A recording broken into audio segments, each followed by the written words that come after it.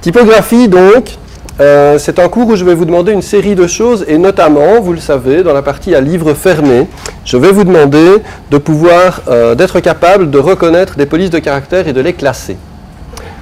Alors, je vais commencer ce cours, ça paraît peut-être un peu ardu, mais bon, je vais essayer de faire des bonnes blagues et de vous rendre ça agréable, mais je vais commencer ce cours par une approche historique. Pourquoi ? Parce que le classement des polices, la classification des polices de caractère, suit globalement un ordre historique. Il y a des raisons historiques au classement des polices de caractère. Donc ce n'est pas inutile de faire de l'histoire. Par ailleurs, l'invention des polices de caractère est liée évidemment à l'invention de l'imprimerie, et donc on va beaucoup parler d'imprimerie ici,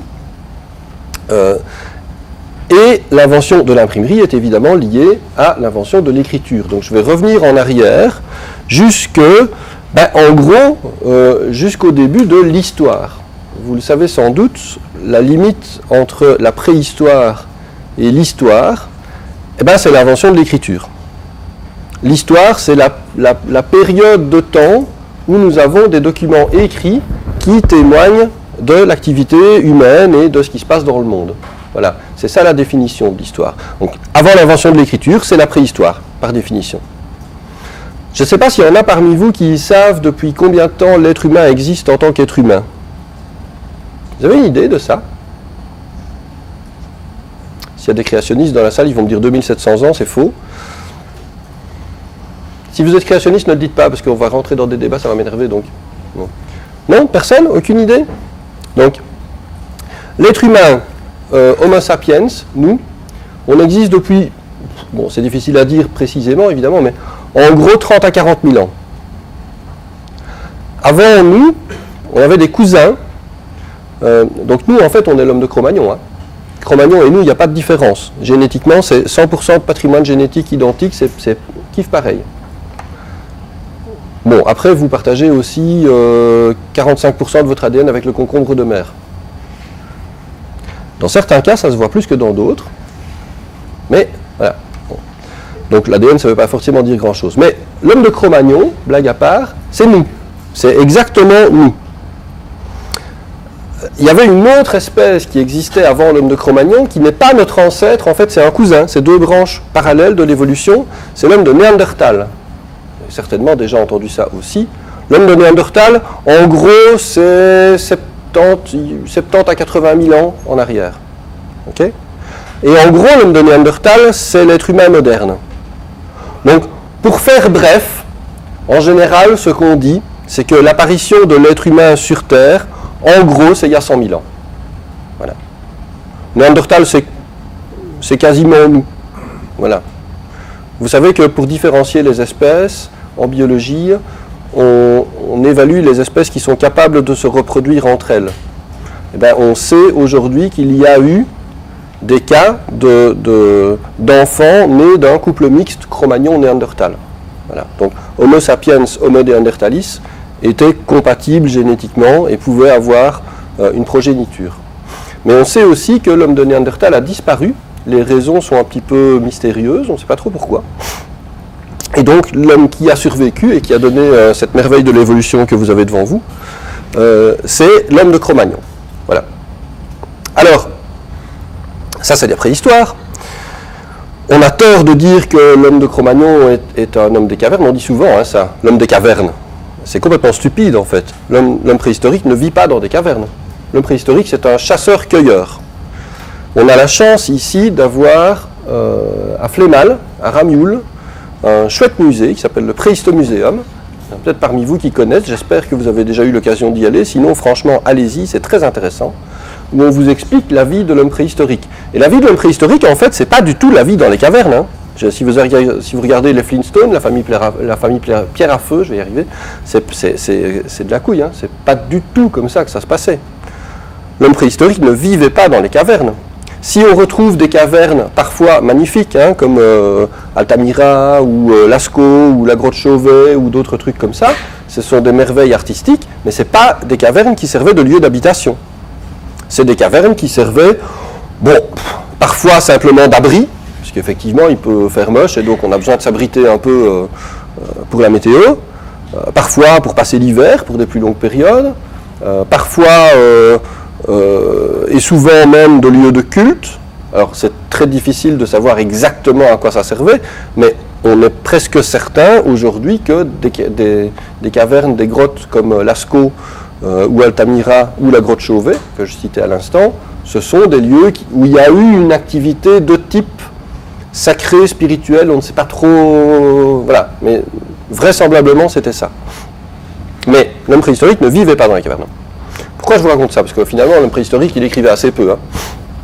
En fait, l'homme préhistorique écrivait assez peu, mais justement parce qu'il n'en avait pas besoin. Le mode de vie à la préhistoire, c'est un mode de vie qui est nomade. Et vous allez voir que c'est lié. Et je ne vous projette pas une image du croissant fertile pour rien. En fait, à un moment donné, il y a 8 à 10 000 ans, l'être humain va décider que le nomadisme et le vivre de chasse et de cueillette et suivre le gibier et monter vers le nord en été et descendre vers le sud en hiver, c'est bien joli mais c'est pas très... c'est compliqué. Bah, déjà, un déplacement, c'est compliqué. Enfin, vous imaginez bien qu'il n'y avait pas des autoroutes et des Nissan Qashqai, hein. C'était un peu à pied, tout ça. Donc, forcément moins facile que quand on est motorisé. Et donc ça veut dire trimballer des choses avec soi, ça veut dire qu'il faut être en bonne santé pour faire des longues marches. C'est pas très confortable. C'est un mode de vie qui est obligatoire. Parce que quand on reste trop longtemps à un endroit donné, ben, on épuise les ressources naturelles de la région. Et donc forcément, si on veut continuer à manger pour survivre, il faut bien bouger. Et puis en hiver, les bestioles elles redescendent vers le sud, et ben, on va suivre les bestioles parce qu'on veut les manger. Donc voilà, c'est un mode de vie qui est nomade. À un moment donné, et on peut localiser ce moment dans l'espace et dans le temps, l'espace c'est là, c'est le croissant fertile, c'est entre l'actuel Irak et l'actuel Égypte, qui s'appelait là déjà Égypte, donc cette espèce de forme de croissant, vous voyez en rose sur la carte, c'était la zone la plus accueillante, la plus fertile et la plus riche de l'Europe occidentale, enfin de l'Europe en général à ce moment-là, et donc précisément à cet endroit-là, il y a 8 000 ans, 10 000 ans, 12 000 ans, l'être humain va décider de se fixer. Et pourquoi et comment est-ce qu'il va réussir à se fixer à un endroit donné et devenir un sédentaire? Ben, tout simplement parce qu'il va maîtriser l'agriculture. L'agriculture, ça veut dire on ne dépend pas de ce qu'on trouve en matière de plantes, mais on apprend à cultiver, et donc à produire ce dont on a besoin. Et l'être humain apprend aussi à maîtriser l'élevage, et donc c'est fini d'aller chasser les bestiaux en les poursuivant sur des centaines de kilomètres. On va mettre un enclos, comme ça ils seront au même endroit, et puis on va leur donner un peu à manger, et puis à un moment donné, quand on a faim, quick, on en zigouille et tout va bien. L'élevage et l'agriculture, ce sont les deux clés qui vont permettre à l'être humain de devenir sédentaire. Et quand l'être humain devient sédentaire, il se passe plein de trucs. D'abord, il se passe des trucs au point de vue matériel, tout bêtement. L'être humain, il va construire des maisons un peu plus solides, il va inventer des villages et puis des villes. Et puis, il va prospérer, parce que, évidemment, l'énergie qu'on ne met pas dans les déplacements, on peut la mettre dans autre chose, l'amélioration de ses conditions de vie. Et puis, il va faire des progrès en agriculture et en élevage, et donc il va arriver à produire plus et plus facilement. Puis, à un moment donné, il va produire trop. Et qu'est-ce qui se passe quand on va cultiver du blé? Et qu'est-ce qui se passe quand on a trop de blé?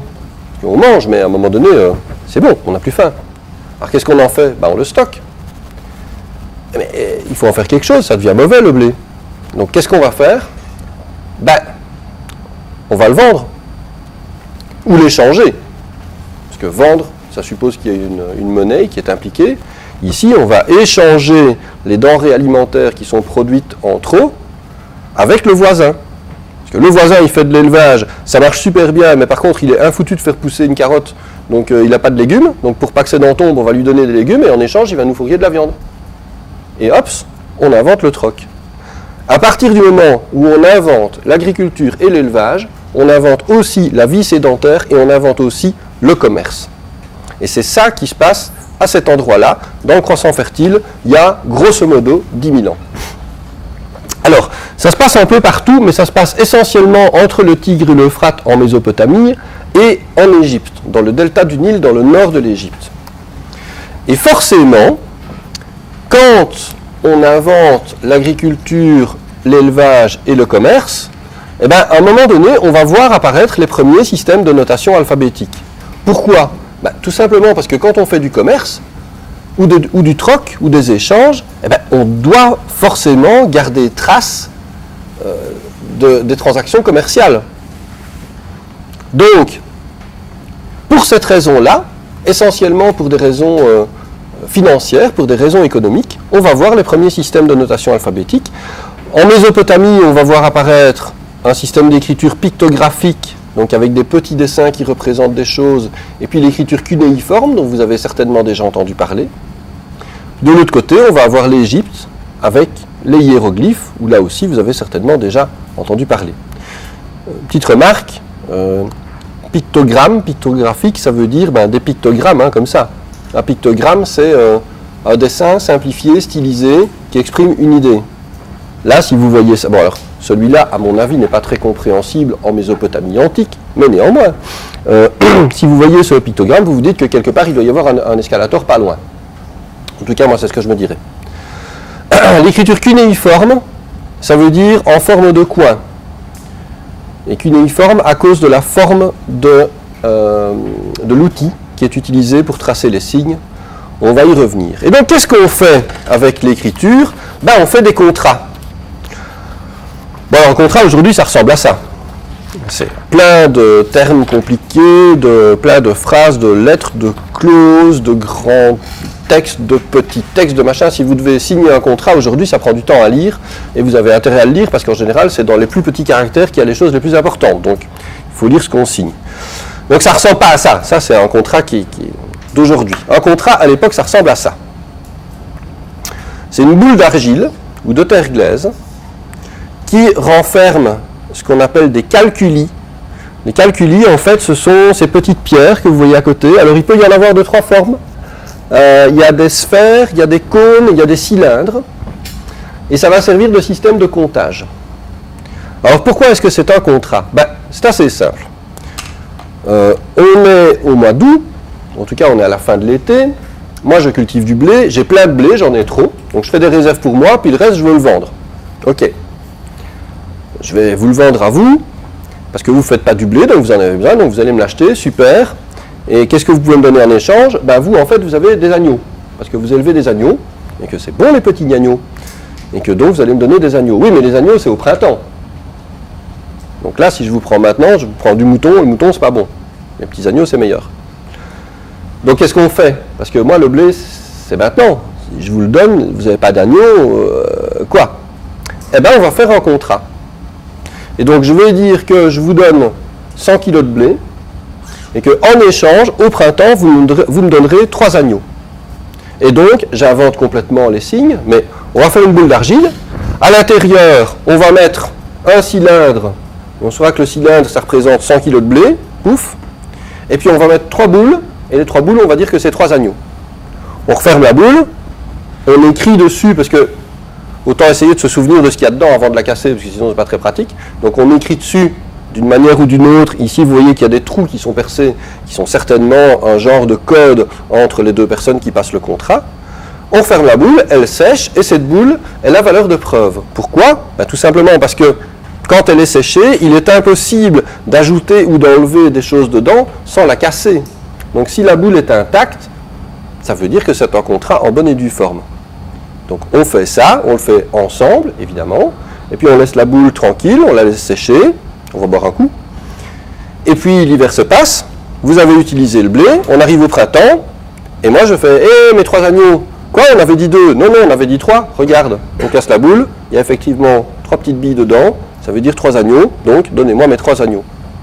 Voilà. Le principe de base du contrat. L'idée d'un contrat, c'est avoir une preuve d'un engagement de 2 personnes avec une réciprocité. Donc, je fais ça pour toi, tu fais ça pour moi. Donc, ceci, les calculis, ça fonctionne très très bien. Ah oui, j'avais un exemple avec des chèvres, alors j'oublie tout le temps de... ça marche avec des chèvres aussi.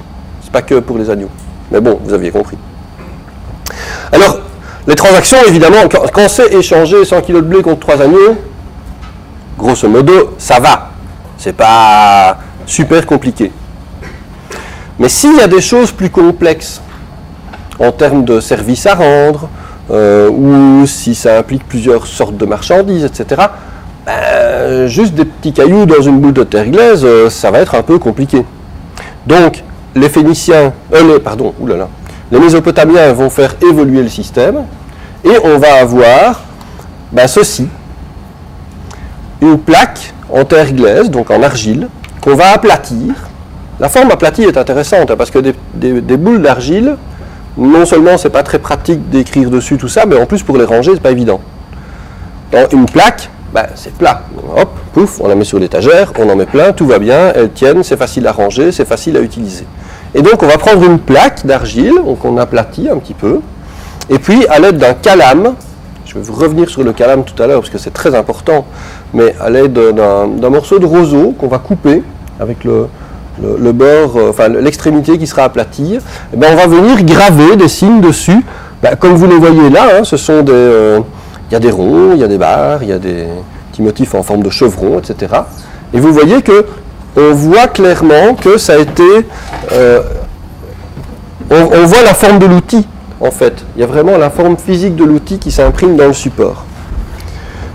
Ça, c'est de l'écriture cunéiforme. Alors, l'écriture cunéiforme, il y a eu, bien sûr, plusieurs variétés, plusieurs évolutions, etc. Enfin, vous vous rendez bien compte, ça a survécu pendant plusieurs milliers d'années. Notre écriture à nous, on l'utilise depuis, grosso modo, l'an 1000, l'an 800, l'an 1000, notre écriture a été fixée et on l'utilise comme ça avec des petites évolutions. Donc vous imaginez bien que nous, ça fait 1000 ans qu'on utilise notre système d'écriture, ça a dû vachement bouger en 5000 ans. Hein. Donc je ne suis pas en train de vous faire une histoire de l'écriture cunéiforme, c'est trop compliqué. Mais l'idée, en fait, c'est de laisser tomber la forme cylindrique ou la forme ronde. On va travailler sur des formes aplaties. On va travailler avec des signes qui seront organisés. Regardez comme c'est bien organisé, ceci.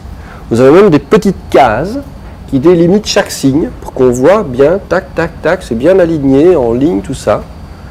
Là, un autre exemple, même ici où il n'y a pas le tracé des cases, vous voyez qu'on a les petits traits qui sont bien ordonnés, les caractères ont toujours la même hauteur, ils sont bien ordonnés sur les lignes, donc c'est vraiment quelque chose d'organisé. Alors, c'est intéressant de remarquer que le support de l'écriture, il est issu de la terre, hein, c'est de l'argile, alors que l'outil, lui, il vient du monde végétal, puisque c'est du roseau, et donc l'outil destiné à graver des signes, c'est une plante. Alors c'est amusant parce que le calame est un instrument en roseau, d'ailleurs voilà, ce sont des calames, c'est l'ancêtre de la plume. Le calame, on peut l'utiliser de deux manières, hein, soit sec pour écrire, pour graver sur les tablettes d'argile, soit on trempe dans l'encre et alors du coup on va s'en servir pour étaler de l'encre de manière précise sur un support. Et figurez-vous que dans un instant, on va parler des Égyptiens. Les Égyptiens, eux, ils vont utiliser des supports mobiles qui ne seront pas de l'argile, mais qui seront des papyrus. Et vous savez ce que c'est le papyrus? Vous avez déjà entendu le mot papyrus. Est-ce que quelqu'un sait en quoi c'est fait du papyrus? Sauf les gens qui l'ont déjà entendu l'année dernière. En roseau, exactement. Le papyrus, c'est une sorte de roseau qu'on va dérouler, qu'on va aplatir, qu'on va un petit peu froisser comme si on faisait du feutre, et donc on va avoir un support végétal. C'est assez amusant.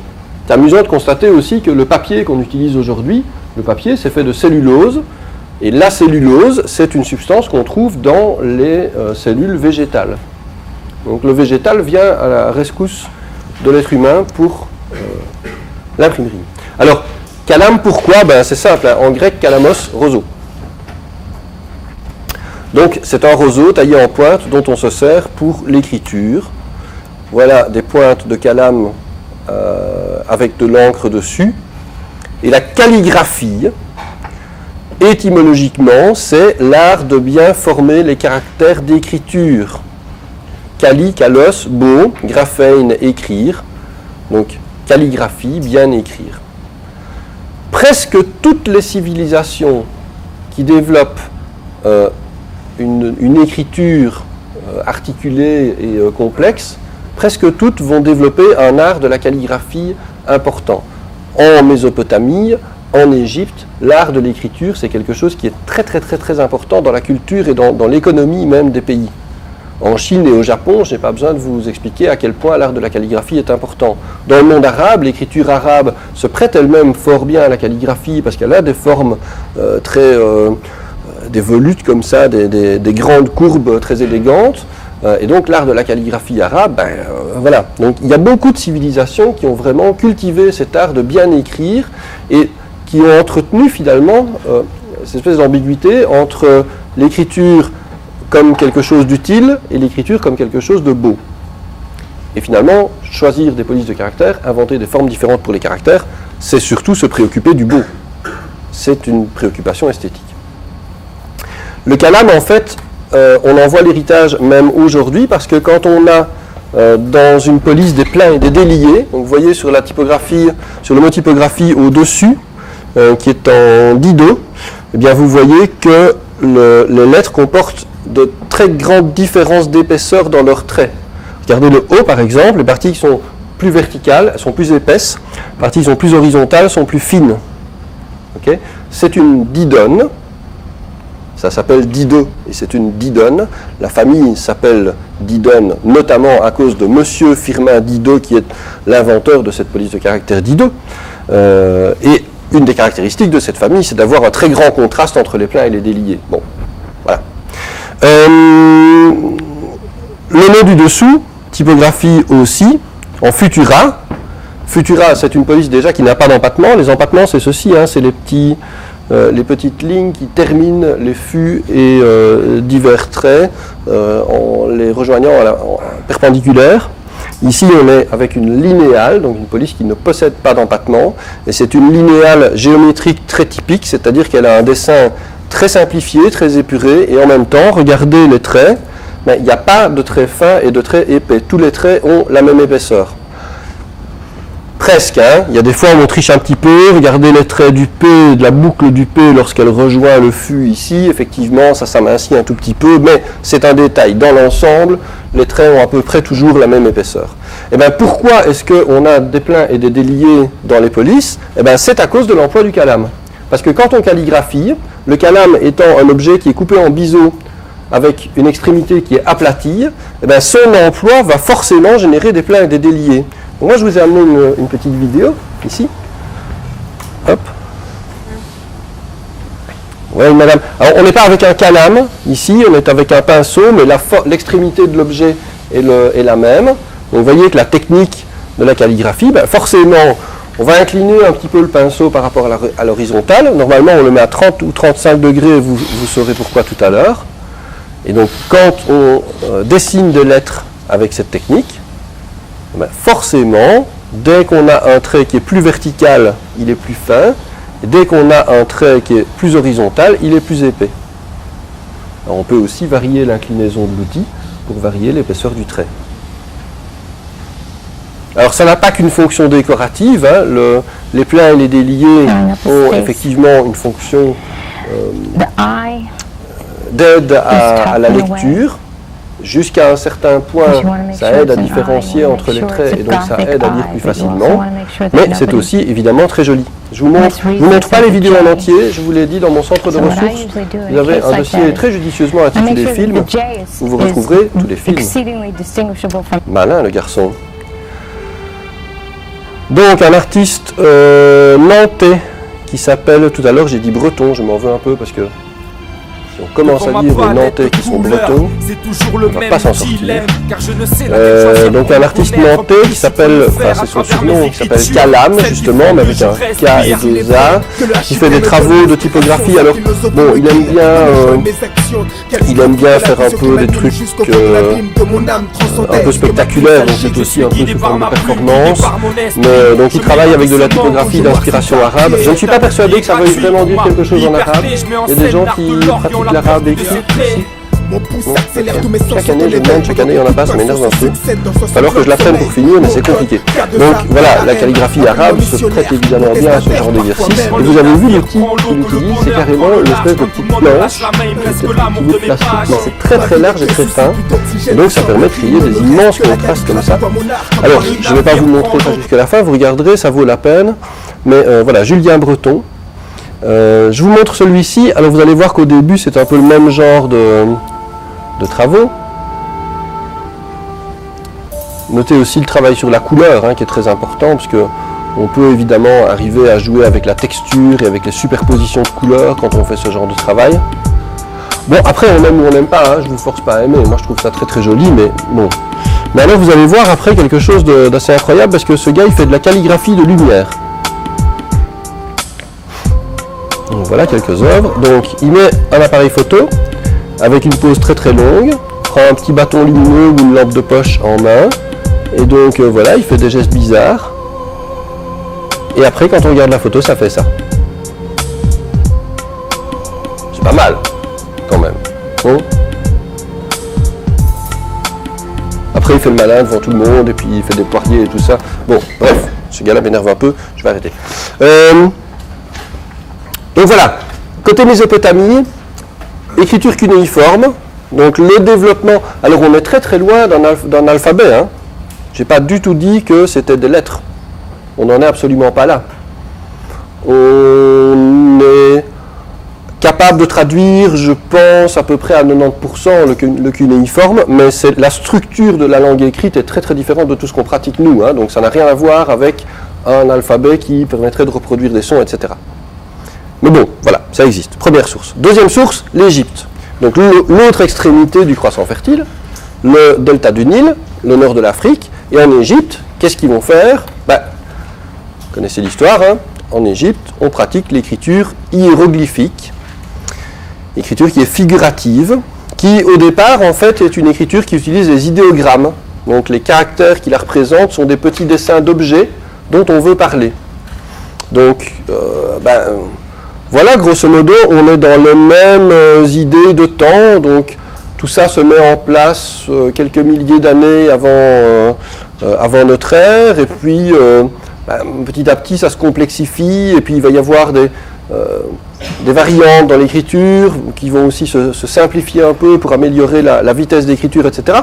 Tout ça est compliqué. Et alors, vous savez sans doute que les hiéroglyphes ont une histoire assez intéressante, puisque jusque très très tard, jusqu'au 19e siècle, on était incapable de les déchiffrer. Donc personne n'était capable de lire les hiéroglyphes. Jusqu'au jour où un monsieur qui s'appelle monsieur Champollion, archéologue français, au 19e siècle, 18e ou 19e, non, 19e siècle, est tombé sur un artefact qui est conservé aujourd'hui au British Museum, qui s'appelle la pierre de Rosette. Vous avez certainement déjà entendu parler de la pierre de Rosette. La pierre de Rosette, c'est quoi ? C'est un espèce de grand morceau de pierre noire, comme ça, c'est balèze, hein, ça fait des tonnes. Et dessus, il y a un texte qui est écrit en grec, en phénicien ou en sumérien, je ne sais plus, mais enfin une autre langue antique, et en hiéroglyphe. Et c'est le même texte. Alors la pierre est cassée, le texte grec est partiel, mais on a quand même une base de traduction. Et donc, en lisant le texte grec, l'autre langue, en fait, on la maîtrise à 80%, quelque chose comme ça, donc on avait d'autres indications. Donc on lit les deux textes, et puis le texte qu'on ne connaît pas. Et du coup, Champollion étudie tout ça, c'est pas simple, mais après des jours et des mois de travail, il arrive à déchiffrer les hiéroglyphes, et il se rend compte que le système est beaucoup plus complexe qu'un simple rébus. En fait, en égyptien, il y a 3 catégories de signes. La première catégorie, c'est simple, c'est des signes mots, c'est des idéogrammes. Ça désigne un objet, ça peut aussi désigner par métonymie une action. Par exemple, ceci, c'est le dessin d'une vache. Ça peut soit désigner la vache, soit désigner l'action d'élever des vaches. Et éventuellement, peut-être même le fermier. Il y a un bâton à côté, donc voilà. Et quand je dis soit, ça veut dire que le même signe peut signifier des choses différentes selon le contexte. D'accord ? Donc ce n'est pas spécifié. On verra qu'après, il y a des déterminants qui précisent le truc, et ça fait partie de la difficulté. Donc les idéogrammes. Bon, s'il n'y avait que des idéogrammes, ce ne serait pas bien compliqué. Mais le problème, c'est que mélangé aux idéogrammes, il y a des phonogrammes. Les phonogrammes, en fait, c'est un peu comme nos lettres à nous. Nos lettres à nous, elles représentent des sons.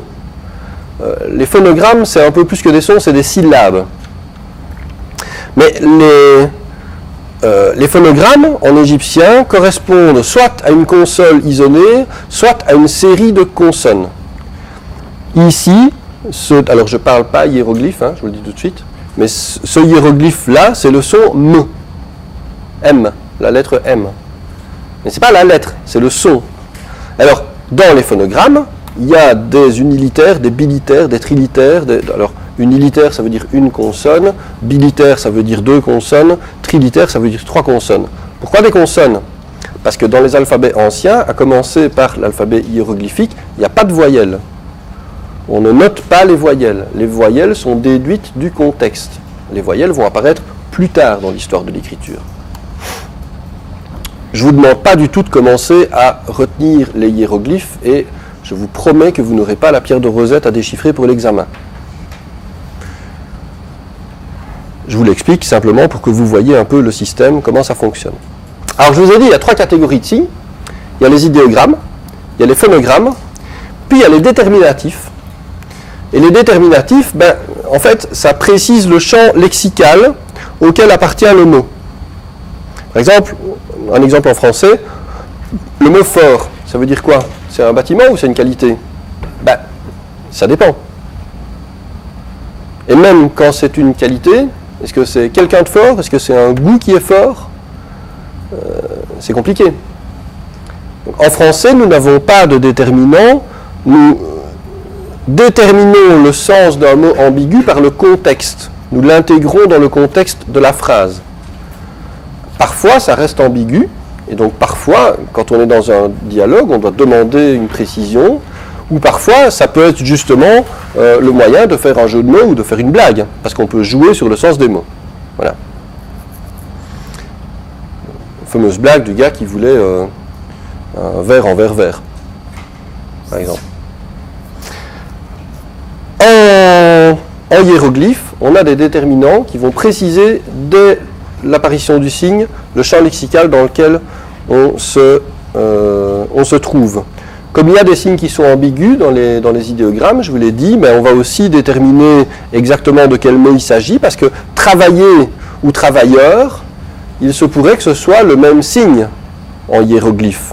Et donc ajouter un déterminatif va préciser si on veut parler avec le substantif ou avec le verbe. Donc on va ajouter des déterminants qui vont dire que, par exemple, on va parler de la personne, Rose. Donc ici, rose, fort, langue. C'est trois idéogrammes. Mais rose quoi? Quand tu manges une rose, ça a beaucoup de goût, c'est quoi l'idée? On va ajouter des déterminants pour dire que c'est la personne rose, que c'est l'idée de force et pas le château fort, et que la langue, c'est l'organe qu'on a dans la bouche, et pas la langue du glacier ou la langue qu'on parle. Les déterminants vont servir à ça, ils vont préciser le champ lexical de chaque signe.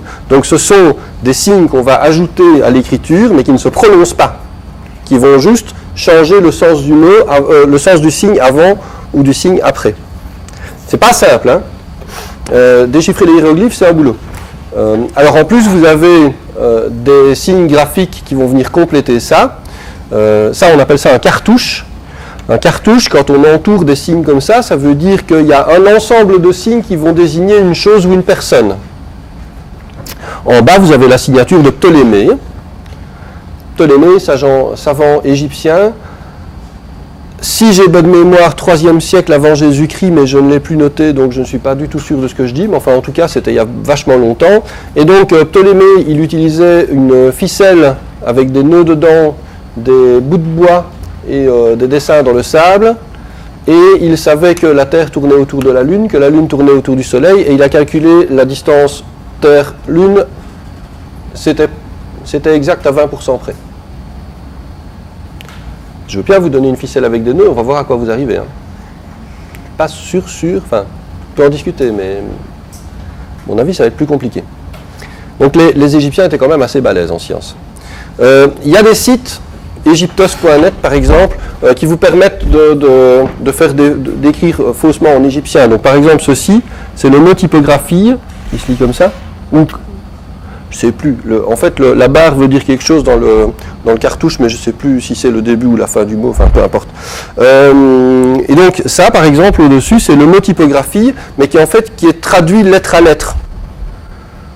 Donc le site va simplement prendre les lettres latines et puis il va les transcrire dans l'idéogramme, enfin dans le phonogramme plutôt, qui correspond le mieux, et donc il va faire une approximation auditive du truc. Autant dire que si vous montrez le cartouche dessus à un Égyptien, il va vous regarder bizarrement. Hein. Je pense que ça ne veut strictement rien dire en égyptien. Mais enfin bon, ça frime. Donc si vous voulez, pour votre profil Facebook, vous allez sur egyptos.net et vous avez votre nom en égyptien.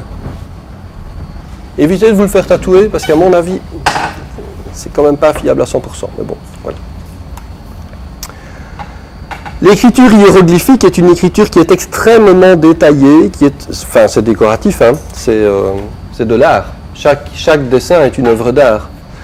Et en fait, c'est une écriture qui est très très compliquée, naturellement, mais sa complication et son raffinement et les détails qu'on y ajoute, en fait, viennent du fait qu'elle est principalement utilisée en gravure.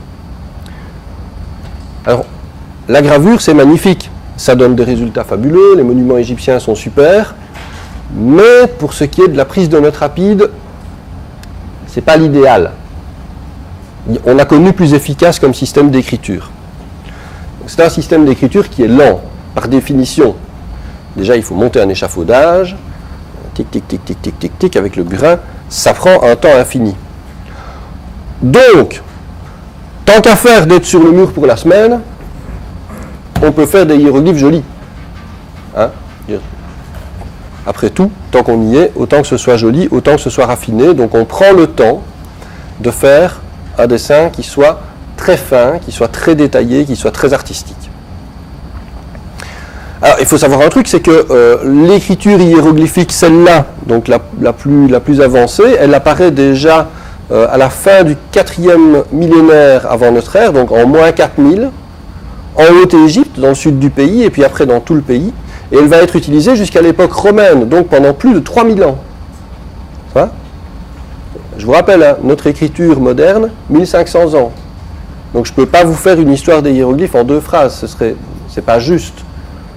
Moi, je regarde ce qui s'est passé, je vous donne des généralités sur la forme la plus connue des hiéroglyphes. Hein. Il faut bien mettre les choses en perspective. Alors les hiéroglyphes sont gravés sur pierre, se lisent dans 3 directions possibles, gauche, droite, droite-gauche ou bien haut-bas. On ne lit pas de bas en haut, c'est la seule direction qui est interdite, mais voilà. Les hiéroglyphes se dressent dans des quadras, donc chaque signe occupe sa portion d'espace, et donc les signes sont... alors les quadras sont de tailles différentes, mais ils s'emboîtent. Donc on peut assembler les signes ne se chevauchent pas, et ils ne vont pas s'imbriquer de manière bizarre. Et alors, ce qui est étonnant, c'est que le système hiéroglyphique est donc très complexe, mais si on regarde les phonogrammes des Égyptiens,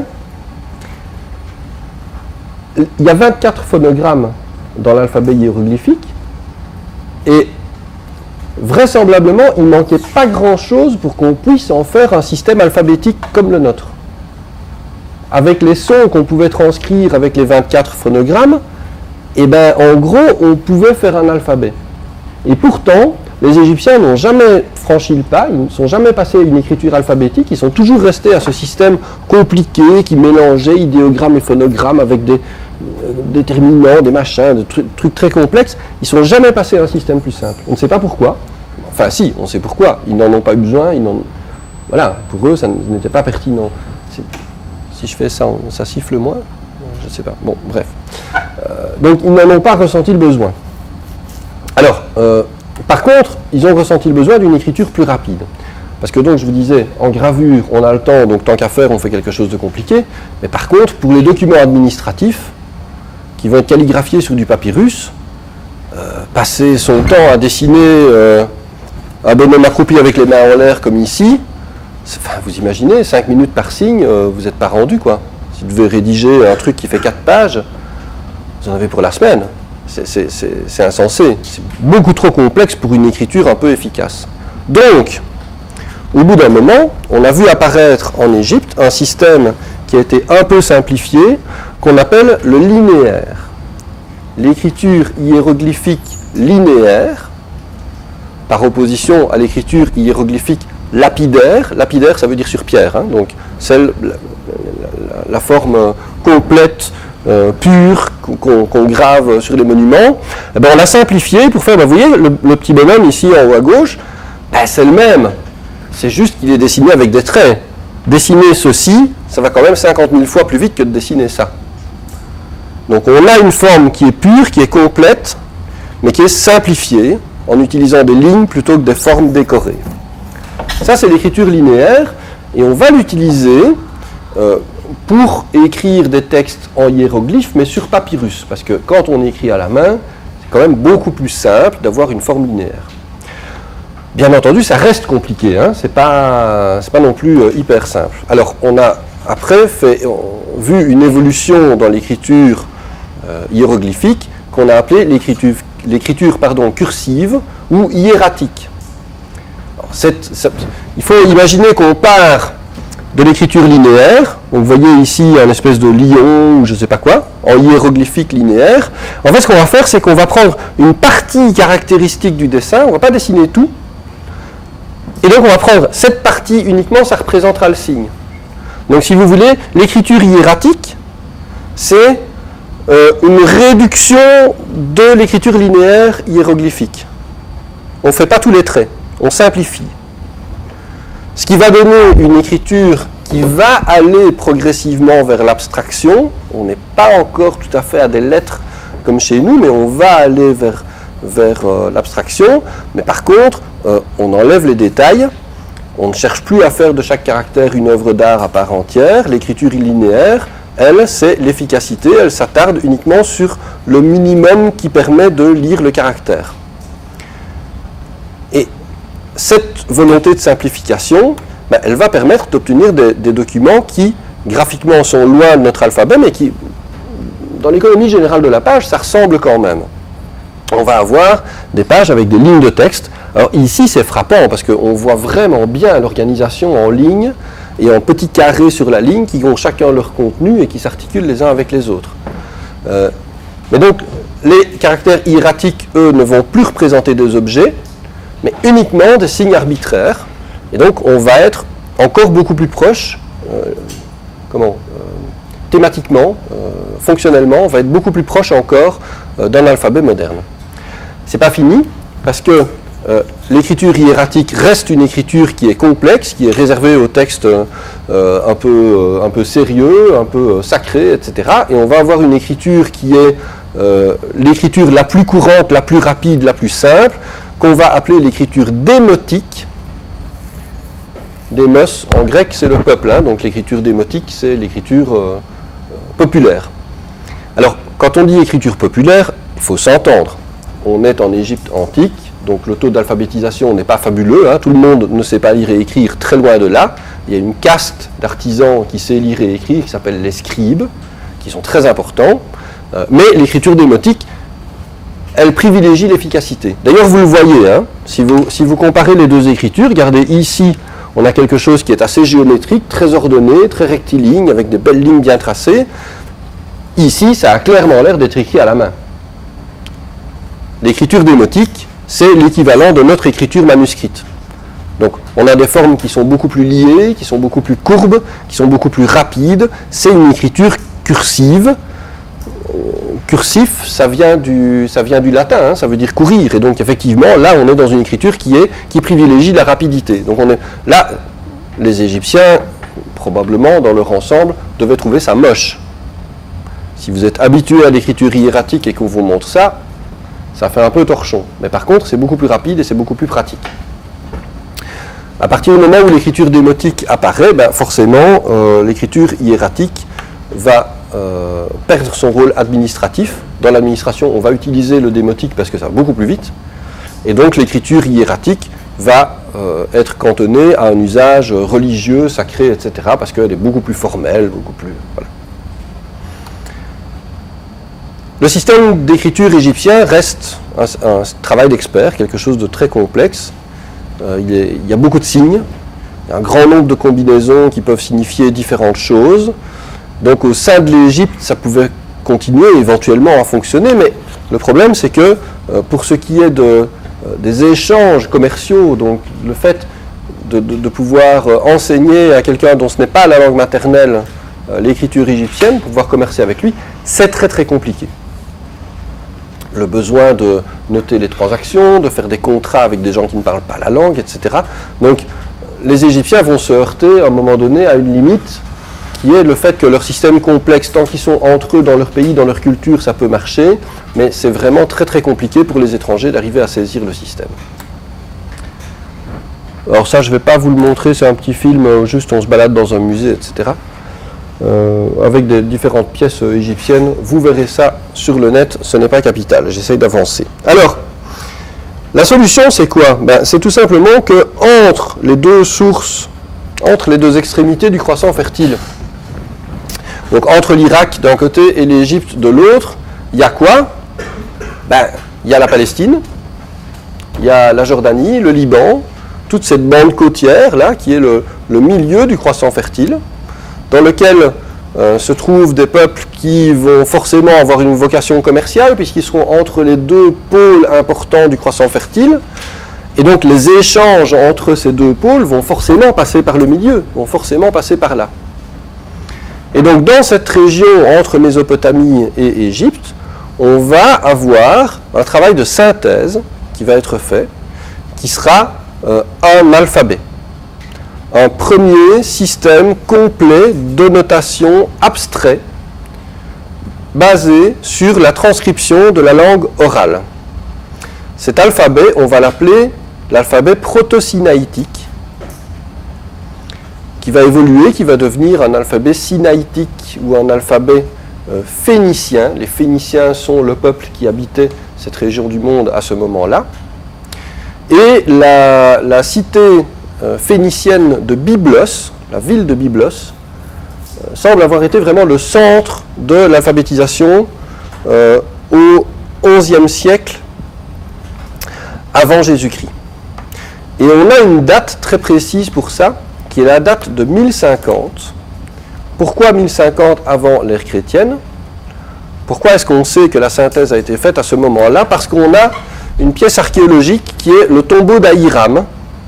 Et le tombeau d'Ahiram, Ahiram est un roi de Byblos, qui est mort en 1050, on le sait parce qu'il y a des écrits qui attestent de sa mort, et on peut la dater. Et son tombeau est intéressant parce que la frise ici, donc le long du bord supérieur, en fait elle est gravée avec des inscriptions qui utilisent un alphabet qui n'existe pas jusque-là, et dont ceci est la première occurrence importante, et qui est un alphabet proto-sinaïtique, un alphabet phénicien. Alors l'alphabet phénicien, c'est quoi? C'est 22 signes qui sont alphabétiques, qui sont abstraits, qui utilisent une systématique, qui sont réutilisables et qui sont simplifiés par rapport aux usages qu'on a en Égypte et en Mésopotamie à l'époque. Donc la mère de tous les alphabets, eh bien, c'est l'alphabet phénicien. C'est la racine de la plupart des alphabets dans le monde, en tout cas dans le monde occidental.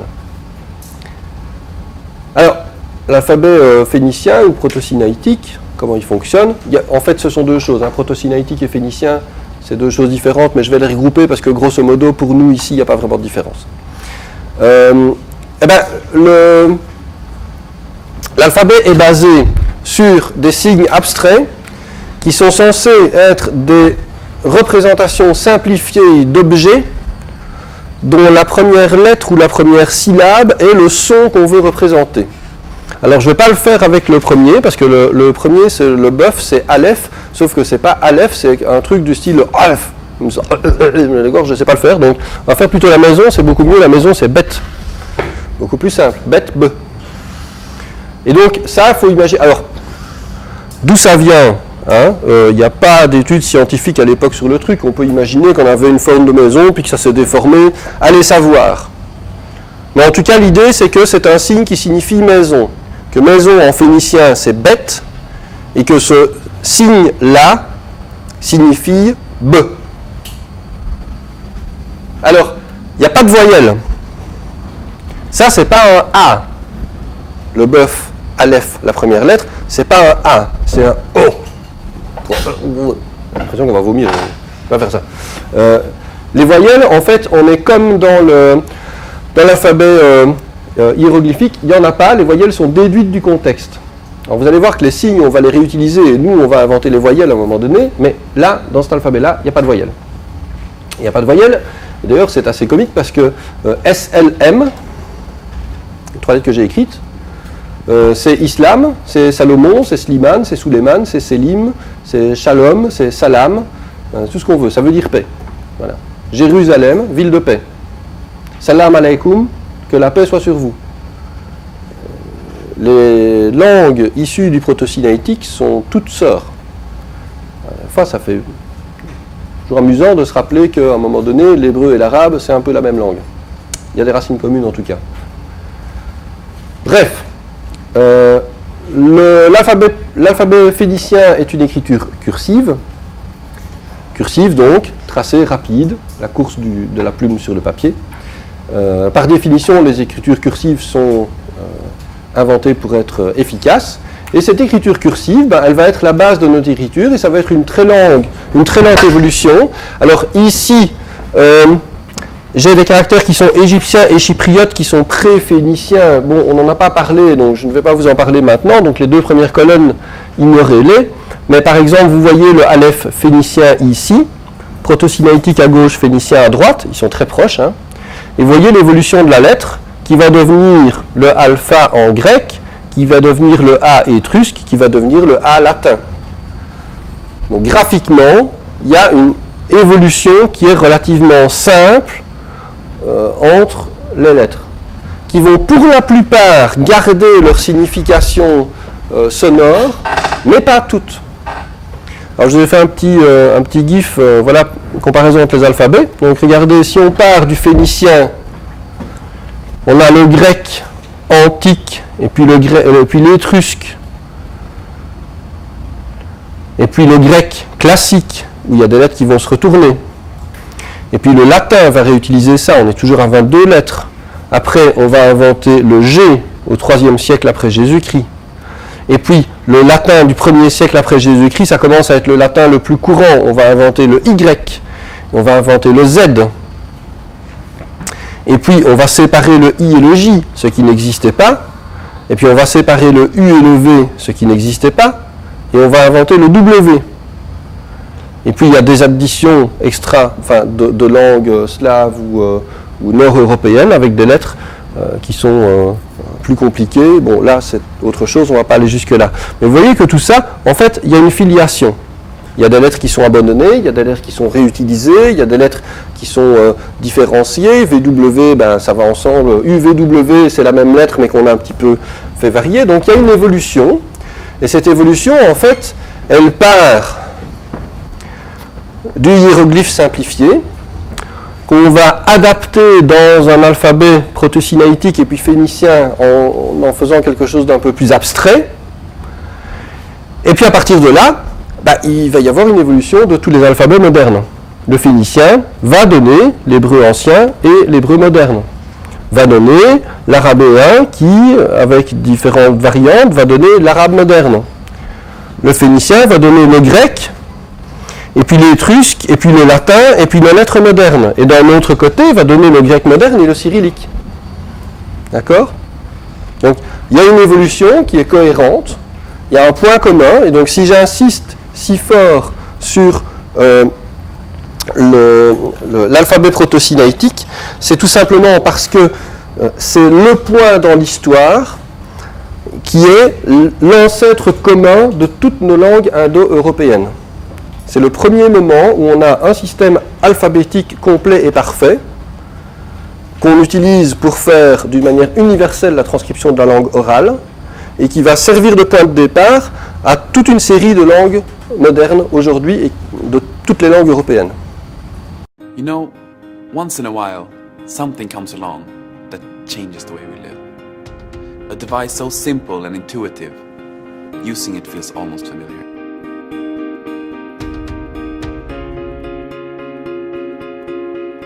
Introducing the 2015 IKEA catalog. It's not a digital book or an e-book. It's a book. The first thing to note is no cables, not even a power cable. The 2015 IKEA catalog comes fully charged, and the battery life is eternal. The interface is 7.5 by 8 inches, but can expand to 15 by 8 inches. The navigation is based on tactile touch technology that you can actually feel. Content comes pre-installed via 328 high-definition pages of inspiring home furnishing ideas. To start browsing, simply touch and drag. Right to left to move forwards, left to right to move backwards. Notice something else? That's right, no lag. Each crystal clear page loads instantaneously, no matter how fast you scroll. If you want to get a quick overview, just hold it in the palm of your hand and using just your thumb, speed browse the content. If you find something you want to save for later, you can simply bookmark it. And even if you close the application, you can easily find the bookmark again. Amazing. What about multiple users? For that, we've introduced a simple color coding system to avoid confusion. If you want to share a particularly inspiring item, you literally share it. Another special feature is password protection, which is voice activated. Excuse me, that's mine. At IKEA, we feel that technology this life enhancing should be in the hands of everyone. So the 2015 IKEA catalog is free. You can download one from your mailbox, the one you open with the key. If it's not there, try refresh the next day. Or you can upload yourself to the IKEA store and find one there. Experience the power of a bookbook.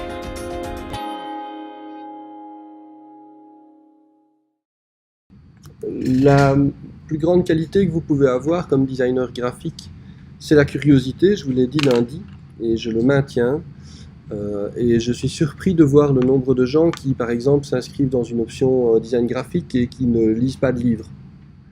Si vous voulez travailler dans le monde de l'imprimerie et dans le monde du papier, ben, ce serait intéressant que ce soit quelque chose qui vous intéresse, que vous lisiez des livres. Voilà, on y trouve plein de choses dans les livres, donc ça vaut la peine de se cultiver. Et de la même manière, si vous vous intéressez au design graphique en général, ben, intéressez-vous au design graphique. Ne vous contentez pas de jouer de temps en temps sur l'ordinateur ou de feuilleter un site web de temps à autre. Intéressez-vous à ça parce que c'est ce qui pourrait éventuellement être votre vie plus tard. Donc voilà. Bien, pour continuer donc cette histoire de l'écriture en quelque sorte, avec l'alphabet proto-signatique et avec l'alphabet phénicien, je vous l'ai dit, on tient l'ancêtre commun de la quasi-totalité des écritures européennes, de l'Ouest et de l'Est. Alors, il y a des choses un peu bizarres hein, dans la suite de l'évolution des alphabets. Il y a par exemple le linéaire B, le linéaire A et le linéaire B, ce sont des alphabets qu'on a retrouvés sur des tablettes en argile sur l'île en Crète, pardon. Et en fait, le linéaire B est une des grandes énigmes de l'histoire, c'est-à-dire qu'on est pour l'instant toujours incapable de déchiffrer le linéaire B. On voit bien que c'est des tablettes avec des choses écrites, on sait que c'est un langage articulé, on peut dater cette écriture, on sait que c'est une des héritières du proto-sinaïtique, mais on est incapable de la comprendre. Il y a un bouquin que j'aime beaucoup, il s'appelle « Histoire des codes secrets », un bouquin d'un monsieur qui s'appelle Simon Signe, qui est en gros une histoire de la cryptologie et de la cryptographie, où il explique très bien ça. Il explique qu'un alphabet, quand on ne le connaît pas, c'est comme un code secret. On ne sait pas ce que ça veut dire, on doit essayer de casser le code pour comprendre le contenu du message. Et ben, le linéaire B, jusqu'ici, tout le monde s'est cassé les dents, donc on ignore pour l'instant ce qu'est ce langage. Donc voilà, parfois il y a des choses un peu étranges. Alors, le début de l'évolution, c'est les Grecs. Pourquoi ? Parce que vers 900 avant Jésus-Christ, les Grecs vont adopter l'alphabet phénicien et vont le transformer pour pouvoir transcrire leur langue. Puisque l'alphabet phénicien sert à transcrire la langue phénicienne. Ça ne fonctionne pas tout à fait pour le grec, donc ils vont devoir adapter un petit peu, donc ils vont changer des choses. Vous voyez au-dessus l'alphabet phénicien sur ce slide, et en dessous, vous voyez l'alphabet grec primitif, archaïque. Et vous voyez qu'ils ont changé des choses. Alors ils n'ont pas seulement changé la représentation graphique, ils ont également changé la valeur des lettres, puisque les voyelles n'étaient à l'origine pas transcrites dans les alphabets sémitiques, donc notamment dans le phénicien. Mais le grec, lui, c'est une langue indo-européenne. Et dans les langues indo-européennes, les voyelles peuvent, dans certains cas, servir à différencier deux mots. Et donc, il est important de pouvoir transcrire les voyelles dans les mots, parce que sinon, le contexte ne suffira pas toujours à faire la différence entre les deux mots. Donc, on doit intégrer les voyelles. Et donc, les Grecs vont intégrer dans l'alphabet phénicien des voyelles, ils vont changer, enfin, utiliser le aleph, la première lettre, pour en faire un alpha, qui est le son A, et puis en fait, ils vont inventer presque toutes nos voyelles, puisqu'ils vont avoir le E, epsilon, le I, iota, le O, omicron, ils ont même, au départ, enfin, ils auront même plus tard deux grecs, deux grecs, je dis n'importe quoi, deux O, puisqu'il y aura le omicron et le oméga, mais bon, il y a des variantes dans l'alphabet grec, et ils ont un Y qui est upsilon, qui a la valeur du U. Alors, je sais qu'il y a des germanophones par ici, dénoncez-vous tout de suite. Il n'y a pas de germanophones dans la classe? Non? Je pensais qu'il y en avait. En allemand, Y et U et tout ça, il y a parfois dans la prononciation des trucs un peu bizarres, donc je sais qu'il y a un héritage de ça. Je ne suis pas assez fort en allemand pour savoir exactement quoi. Donc bref, ils vont adapter, ils vont transformer, ils vont réutiliser, et ils vont avoir un alphabet qui sera un alphabet grec et plus phénicien. Donc ils vont l'adopter, mais en même temps, ils vont le transformer. Alors l'écriture grecque, ben, ce sera l'écriture des capitales antiques grecques. Vous remarquez une chose, en fait, là-dedans, c'est de l'écriture lapidaire, hein, donc c'est gravé dans la pierre, mais remarquez que les lettres ne comportent pas d'empattement. C'est assez remarquable de voir que l'alphabet qui est le plus proche de nous, à part sans être tout à fait comme le nôtre, puisque vous allez voir que l'alphabet latin par la suite, là c'est vraiment les lettres que nous utilisons nous, mais l'alphabet qui est le plus proche de nous, ben, en fait c'est un alphabet qui n'utilise pas les empattements. Les empattements, c'est ces petites choses, je vous ai expliqué tantôt, hein, je ne sais plus, je le répète 2 fois sur la journée, alors après j'oublie, mais les petits traits qui terminent les traits principaux des lettres. Donc ces lettres-là n'ont pas d'empattement. Quand on parlera plus tard de classification, je vous parlerai donc des linéales, qui sont les lettres qui ne comportent pas d'empattement. Et il y a plusieurs systèmes de classification. Il y en a un qui est abandonné aujourd'hui, qui est le système de M. Thibaudeau. M. Thibaudeau, pour décrire les lettres sans empattement, parlait de lettres antiques. Et il faisait référence à ça. En fait, pour lui, les antiques, c'est les lettres qui, comme les caractères grecs antiques, ne comportent pas d'empattement. Donc voilà, on a un écho quand même dans la civilisation, enfin dans les classements typographiques modernes. L'écriture lapidaire. Lapidaire dans la pierre, d'accord? L'écriture lapidaire, des lettres qui sont très régulièrement ordonnées. Vous voyez que les quadrats des lettres sont quasiment identiques tout le temps, c'est très régulier. Il n'y a pas de ponctuation, il n'y a pas d'espace entre les mots, et il n'y a pas de sens d'écriture encore tout à fait déterminé. Voilà un autre exemple où on voit bien les lignes de lettres. Vous voyez que tout est collé. Il n'y a pas d'espace entre les mots. Vous devez deviner où commence le mot et où termine le mot. Et alors,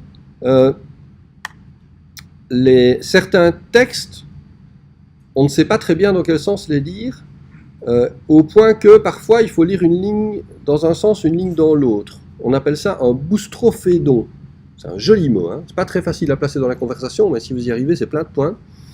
Un boustrophédon, alors moi j'aime bien l'étymologie des mots, mais là je ne me souviens plus exactement, mais en gros, boustrophédon, ça veut dire à la manière du laboureur. Il fait une ligne dans un sens, et puis une ligne dans l'autre, et puis une ligne dans un sens, et puis une ligne dans l'autre. Et donc voilà un texte en boustrophédon, grec. Donc vous voyez que les lettres, c'est des capitales grecques, et que, si vous regardez la première ligne, on voit bien les lettres, hein, K, P, L ou E, je ne sais pas, c'est effacé. Puis A, A, S, je suppose, E, delta, O, S, P, A, T. Et puis la deuxième ligne, dans l'autre sens, c'est regardez les lettres. Elles sont inversées. Elles sont en miroir. Donc quand on écrit de droite à gauche, on inverse aussi le sens des lettres. peu bizarre, hein, les Grecs quand même. Mais donc voilà, écriture en boustrophédon, c'est original. Et l'organisation du texte est de toute façon très très difficile pour nous, puisque nous on est habitué à avoir de la ponctuation, des espaces entre les mots. Et là, sans espace entre les mots, on est un peu perdu. Alors, je ne vais pas m'éterniser sur les Grecs. En fait, vous savez que les Romains, qui ont tout piqué aux Grecs, hein, la civilisation grecque, on peut la transposer chez les Étrusques, qui sont en gros les ancêtres des Romains, et puis on peut la transposer chez les Romains. Ils ont tout piqué. Ils ont piqué l'organisation politique, ils ont piqué l'alphabet qu'ils ont un peu modifié, ils ont piqué les dieux, ils ont juste changé les noms, c'est tout. Donc, les Romains, les Grecs, du point de vue de la civilisation, c'est fort pareil. Sauf que l'écriture, l'alphabet latin est très très différent. Et là, en fait, l'alphabet latin, il est important. Pourquoi ? Parce que c'est la première fois dans l'histoire de l'écriture qu'on a nos lettres. On part de l'alphabet grec antique, on passe par l'alphabet étrusque, qui n'est pas très différent, et les Romains modifient le dessin des lettres pour obtenir ceci. Et comme pour les Grecs qui adoptent le phénicien et puis qui le modifient, ici, les Romains, ils adoptent l'alphabet grec et puis ils le modifient. Pourquoi ? Parce que leur langue est différente. Les Romains, les Latins, ils parlent le latin, la langue du Latium, donc la région de Rome. Et donc, on a besoin d'autres lettres et on a besoin d'une autre articulation simplement pour pouvoir transcrire la langue. Cet alphabet-là est un alphabet qui est comme le nôtre. On connaît toutes les lettres, vous êtes capable de lire du latin parce que c'est le même alphabet que celui que vous utilisez tous les jours, mais c'est un alphabet qui est monocaméral.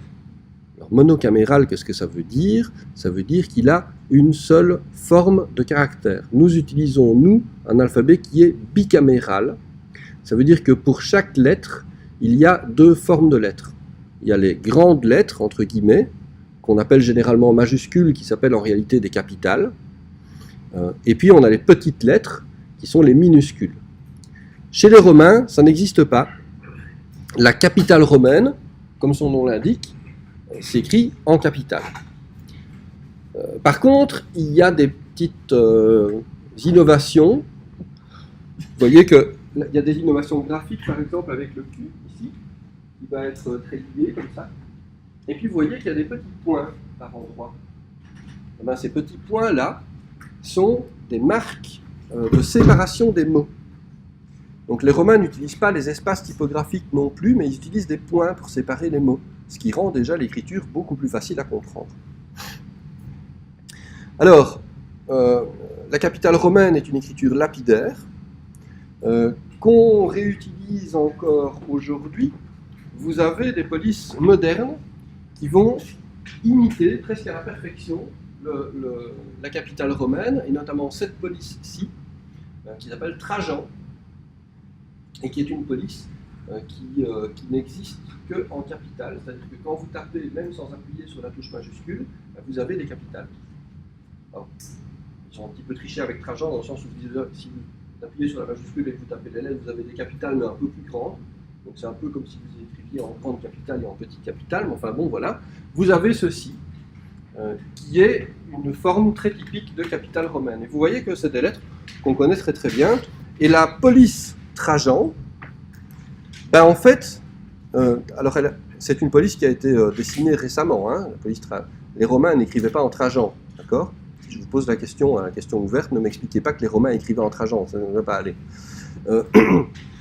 La police est une police moderne, et elle appartient à la famille des incises.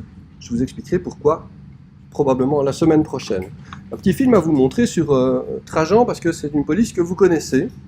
Le film est en anglais, il n'y a pas de sous-titres, donc accrochez-vous un petit peu, mais en gros c'est facile à comprendre et c'est court. Become a Goodie Bag fan on Facebook and you could win a copy of Font Book. Anybody else sick of all this Trajan? Everywhere I look nowadays, it's just Trajan, Trajan, Trajan, Trajan. What is Trajan? Let me give you a hint.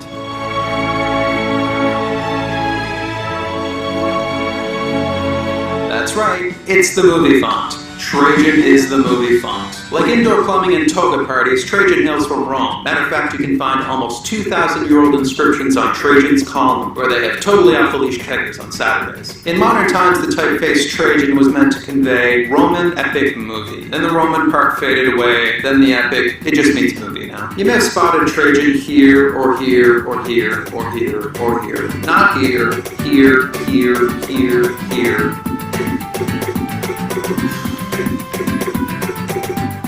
You get the point. Some movies escape Trajan in the theater and get stuck with it on DVD. Russell Crowe has co-starred with Trajan 3 times now. Every single horror film made in the past 5 years uses Trajan. Here's a fun idea. Next time you go to the video store, go one last time for old time's sake. Try playing the Trajan drinking game.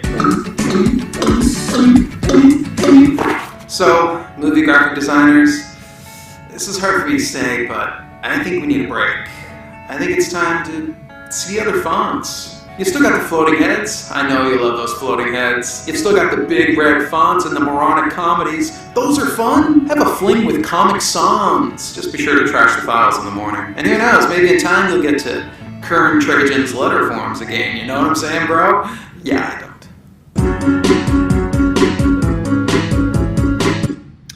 Voilà, Kirby Ferguson, je vous montrerai un documentaire de lui en deuxième année qui s'appelle Everything is a Remix, où il explique comment les œuvres d'art à l'ère du numérique s'influencent et se recopient les unes les autres.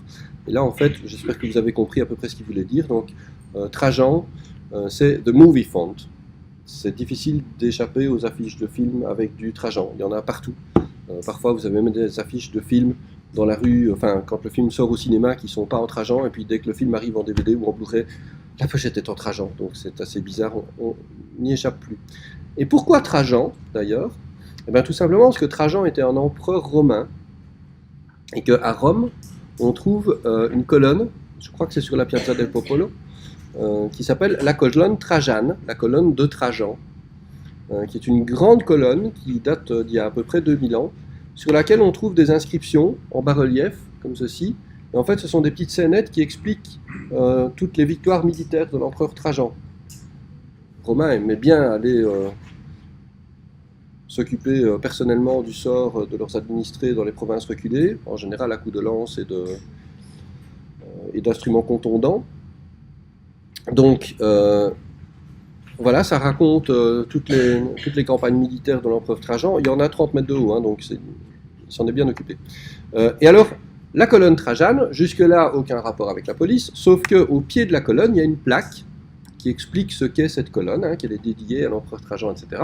Et que, bien entendu, cette plaque, elle est écrite avec de la capitale romaine, qui est un exemple typique de capitale romaine, qui est vraiment extrêmement soigné. Si vous voulez savoir à quoi ça ressemble la capitale romaine, vous pouvez regarder ça et ça le fait. Donc, Trajan, pourquoi? Pour la colonne Trajane, parce que sur la colonne Trajane, on trouve de bons exemples de capitale romaine. Okay, on revient aux Romains gravés. Alors, la capitale romaine existe en deux versions à la base. Il y a la capitale monumentalis qui est destinée à la gravure sur monument, et puis il y a la quadrata qui est destinée à l'écriture manuscrite. La monumentalis, c'est pas seulement que c'est une forme de lettre différente. En fait, la différence entre les deux se marque surtout dans la technique. La capitale romaine monumentalis qui est destinée à être gravée, en fait, il y a un ensemble de techniques très très fines pour les graver, où on va varier la largeur des traits, la profondeur de l'incision, l'angle des parois, etc. Et en fait, on va le faire en fonction de l'emplacement de la gravure. Les Romains sont des gens méticuleux, ils ont construit plein de choses tout à fait spectaculaires, et donc ils ont vraiment une bonne notion de la technique par rapport à la gravure, et ils vont faire en sorte que les caractères gravés soient vraiment extrêmement lisibles. Ils vont faire en sorte d'adapter la forme des caractères à leur usage. Donc la monumentalis, c'est quand même quelque chose d'assez complexe. Vous ne pouvez pas juste vous dire que vous allez faire des petits dessins et que ça va fonctionner. La quadrata, c'est différent, puisque la quadrata est destinée, elle, à l'écriture manuscrite, et donc elle a une forme qui est un peu plus simple. J'ai pas dit que c'était de l'écriture cursive, hein, on n'en est pas là quand même, mais quadrata, ça vient de la forme assez géométrique des caractères, qui vont s'inscrire dans des zones d'espace qui sont très géométriques, carrés, ronds ou triangles. Et donc, comme la capitale monumentalis, elle conserve des empattements, elle est monocamérale, mais par contre, contrairement à la monumentalis, on va avoir très peu d'abréviations, très peu de ligatures. Et les empattements ici sont importants, plus ici que dans la capitale monumentalis, puisque la capitale monumentalis, ils sont très petits les empattements en réalité. Ici, ils sont beaucoup plus importants, et c'est la première fois dans l'histoire de l'écriture qu'on voit l'utilité des empattements, puisque comme les lettres sont alignées sur des lignes virtuelles, donc tous les empattements vont être à la même hauteur et vont créer une espèce de ligne de base subliminale qui va guider l'œil. Donc les empattements, en fait, aident à la lecture. Il n'y a pas d'espace typographique entre les mots, il n'y a pas de ponctuation, et il n'y a pas ou très peu de points entre les mots pour remplacer l'espace typographique comme on pourrait le voir dans la monumentalis. Bon, la quadrata est une police qui est quand même très très officielle et très très codifiée et qui ne s'écrit pas n'importe comment. En fait, le romain ordinaire, je vais dire, va préférer écrire autrement et écrire par exemple avec de la rustica. La rustica, vous voyez qu'on est très très proche de nos formes actuelles de lettres quand même, qui est plus rapide à écrire. Il y a des contraintes toujours aussi précises sur la réalisation, mais ici, on peut se contenter d'un simple calame sur un papyrus, alors que la quadrata, c'est quand même assez costaud à dessiner. Donc, la rustica, beaucoup plus simple. La rustica reste codifiée. On voit apparaître à destination des gens qui savaient écrire, qui voulaient apprendre à écrire ce qu'on appelle des planches de ductus. Les planches de ductus, vous en avez certainement déjà vu quand vous étiez à l'école primaire. C'est des how-to. C'est comment tracer la lettre. D'abord, vous voyez, 1, 2, 3, on voit le dessin de comment il faut tracer la lettre sur le papier. C'est pédagogique en fait. Ça veut dire quand même que la rustica reste quelque chose d'assez strict et de pas très rapide en fait. Il faut quand même écrire correctement pour écrire en rustica. Si on veut faire une liste de courses, pour les besoins courants, les Romains, ils ont une autre forme d'écriture, beaucoup plus libre, beaucoup moins codifiée, qui va marquer un pas très important parce qu'elle va introduire les minuscules. La première fois dans l'histoire qu'on voit des minuscules chez les Romains, avec ce qu'on appelle la cursive romaine. Donc forme cursive, je vous rappelle, c'est une forme rapide d'écriture manuscrite, qui va être une des sources avec la capitale romaine de notre écriture actuelle. Il est clair que dans ces premières formes, comme ce que vous avez à l'écran ici, ça reste assez loin de ce que nous on imagine dans les minuscules. On est quand même quelque chose de très très abstrait, mais petit à petit ça va devenir nos minuscules. Et là aussi, bon, je ne peux pas vous faire une histoire hyper détaillée de l'écriture, mais enfin la cursive, il y a plusieurs formes. Il y a la cursive ancienne, il y a la néocursive, donc là aussi il y a toute une évolution dans les formes d'écriture. Mais ce qu'il faut retenir, c'est que c'est un dérivé de la capitale romaine, où on va introduire la notion de minuscule. Alors je vous montre une petite bande-annonce pour un documentaire.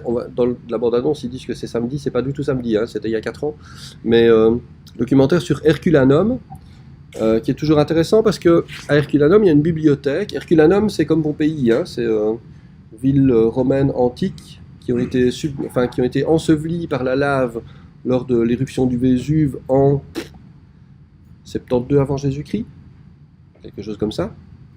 Et en fait, on les a un peu oubliés, et puis beaucoup plus tard, au 19e siècle, on les a retrouvés, et comme la lave a fait des dégâts, évidemment, elle a un peu fait effondrer des bâtiments, brûler des choses, mais on a retrouvé, par exemple, des villas qui étaient, à part l'extérieur, complètement intactes, où on voyait encore les fresques de l'époque, etc. Donc c'était assez saisissant. La bibliothèque d'Herculanum a été retrouvée, seulement il y a un problème avec les manuscrits, parce que c'est du papyrus, et la lave, c'est un peu chaud. Donc les manuscrits étaient quand même fort calcinés. Et alors ici, en fait, vous allez voir, ils montrent ce qu'ils font avec les papyrus. Après, le truc, on leur donne un bloc de bois noir, cendre, et eux, ils arrivent à le dérouler et puis à voir les caractères qui sont écrits dessus. Dans la vie, je pense qu'il y a des gens qui n'ont pas d'amis, ils font que travailler. Mais bon. Samedi. Herculanum, détruite par le feu de la terre, noyée dans un linceul de boue. Au XVIIIe siècle, on y découvrit 2000 rouleaux de papyrus carbonisés. Aujourd'hui, les scientifiques parviennent à déchiffrer les manuscrits les plus abîmés. Et la cité enfouie n'a pas livré tous ses secrets. Herculanum, samedi, à 20h45, sur Arte. Alors je vous passe ça parce que je ne trouve pas le documentaire en entier. J'ai essayé tout plein par des moyens légaux et illégaux. Pas moyen de trouver. Un jour je l'aurai. Bref, voilà pour l'écriture romaine, qui est donc importante parce que les capitales c'est la forme actuelle de nos lettres, et puis on voit débarquer l'écriture en minuscule qui est assez novatrice. Sauf que l'Empire romain ne va pas durer. Alors la chute de l'Empire romain c'est très compliqué, puisque la clé de voûte de la chute de l'Empire romain c'est la conversion de Constantin au catholicisme en 313, donc au IVe siècle. Vous savez que les Romains n'étaient pas copains avec les catholiques, puisque ceux qui ont crucifié Jésus-Christ, finalement, c'est quand même les Romains. On l'oublie un peu, mais voilà. Et donc, mais ça n'a pas marché, ça n'a pas suffi, puisque les apôtres ont continué son machin, blablabla. Bref, début du christianisme au Proche-Orient, et puis le christianisme, petit à petit, après 300 ans, a pris tellement d'ampleur que il devient une religion. Alors, il faut savoir que chez les Romains, il y a une religion d'État. La religion romaine, donc vous connaissez la religion romaine, avec Jupiter, le roi des dieux, avec Mercure, Saturne, machin, peu importe. Vous avez tous vu Astérix, donc, ou lu Astérix, donc vous avez, je suppose, un tout petit peu en tête les noms des dieux romains. Vous savez aussi probablement que les Romains ont tout piqué du point de vue religion aux Grecs, puisque le panthéon grec, le panthéon des dieux grecs, avec les relations compliquées et familiales entre les dieux, etc., et les rôles des dieux, en gros, vous prenez les mêmes, vous changez les noms, vous mettez des noms romains, et ça fonctionne. C'est exactement pareil. Les histoires sont les mêmes, les filiations sont les mêmes, donc ça fonctionne. Et la religion romaine était une religion d'État. Alors attention, les Romains étaient malins, parce qu'ils ont réussi à conquérir quand même un empire qui était assez costaud. Je ne sais pas si vous vous imaginez un peu, mais à l'époque de son maximum d'extension territoriale, l'Empire romain, ça va du Portugal à l'Iran, donc d'est en ouest, du Portugal à l'Iran, et de la Norvège à l'Égypte. C'est plus grand que l'Europe, donc c'est costaud. Le tout sans téléphone, sans satellite, sans voiture, sans tout ça. Quand même balèze les Romains. Et donc, ils n'ont pas réussi à se défaire de la religion chrétienne. Et donc, à un moment donné, la religion chrétienne est devenue une religion plus importante, un peu clandestine, mais tolérée. Les Romains étaient malins parce qu'ils toléraient les religions des peuples qu'ils envahissaient. La religion chrétienne a pris une telle importance que finalement, l'empereur Constantin s'est dit « mais je ne peux plus imposer une religion d'État, je dois me convertir au christianisme et donc faire du christianisme la nouvelle religion d'État de l'Empire romain. » C'était pas complètement idiot comme réflexion, mais malheureusement c'était un mauvais calcul parce que la religion romaine était un des ciments de la civilisation romaine, et à partir du moment où la religion romaine n'a plus été là, l'Empire romain a commencé à aller de moins en moins bien. Je ne dis pas que c'est ça qui a causé son effondrement, mais c'est une des causes. Voilà. Après, il y a eu d'autres choses, les empereurs romains qui ont commencé à faire la fête plus qu'à gouverner, enfin peu importe, c'est un empire qui à un moment donné n'a plus fonctionné. Et donc, en 313, l'empereur Constantin, empereur romain, sont convertis au christianisme. Après, il y aura des invasions barbares, le sac de Rome, une première fois en 410 par les Goths, et puis finalement Rome va être attaquée, brûlée plusieurs fois, et donc tout va partir à volo dans l'Empire romain, et en gros ce qu'on considère en général comme la fin de l'Empire romain d'Occident, donc la partie ouest de l'Empire romain, c'est 476, c'est la chute définitive de Rome, et là l'Empire romain cesse d'exister. 476. L'Empire romain d'Orient, donc en gros la Turquie, le Proche-Orient et l'Égypte, continuera à exister jusqu'en 1453 à peu près, 1450 à peu près, mais il sera séparé de l'Empire romain, puisque Rome, effectivement, ne sera plus romaine. C'est bizarre à dire, mais c'est comme ça. Pourquoi est-ce que je vous raconte ça? Parce qu'à un moment donné, Rome va cesser d'exister, va cesser d'être une force unificatrice en Europe, et les Romains étaient déjà organisés. Grâce aux Romains, il y avait des routes, il y avait la paix romaine avec les légions qui font grosso modo ce que la gendarmerie et la police font aujourd'hui, c'est-à-dire du maintien de l'ordre. Donc avec les Romains, on mangeait à sa faim, il y avait une culture, il y avait des routes, c'était un empire qui fonctionnait. Quand tout ça s'effondre, forcément, les pouvoirs locaux, les petits seigneurs locaux veulent tous devenir rois, et donc il y a une fragmentation de l'Europe. Et donc tout le monde va un peu chercher de son côté à établir sa propre culture et à devenir calife à la place du calife. Au niveau culturel, ça va provoquer un peu un déclin et une période pas facile, notamment pour l'écriture, mais ça va surtout provoquer une chose, c'est que l'écriture romaine qui servait à écrire le latin, langue officielle de l'Empire, elle va évoluer. Le latin va rester une langue importante, ça va rester la langue de la science, ça va rester la langue de la religion catholique. Vous savez qu'aujourd'hui, encore aujourd'hui au Vatican, la langue officielle c'est le latin, donc le latin n'est pas une langue morte partout. Donc le latin, on va continuer à le parler, mais il va évoluer. On ne va plus parler le latin de Rome, puisque Rome n'existe plus. On va parler le latin de Paris, ou de Picardie, ou de Liège. Et ça va évoluer. Et donc on va avoir au Moyen-Âge ce qu'on appelle le bas latin, un latin un peu dégénéré, et puis qui va évoluer dans des langues locales. Le wallon, par exemple, en Wallonie, c'est une forme de bas latin. C'est du latin qui a été déformé. Bon, avec un sale accent quand on habite Liège, d'accord, mais c'est du bas latin. Et donc, les écritures vont évoluer aussi. Dans le bas Moyen-Âge, du 3e au 8e siècle, l'écriture romaine, surtout en capitale, ne va plus être pratiquée, mais on va pratiquer une écriture qu'on appelle onciale. En gros, on est quelque part entre la cursive romaine et la quadrata.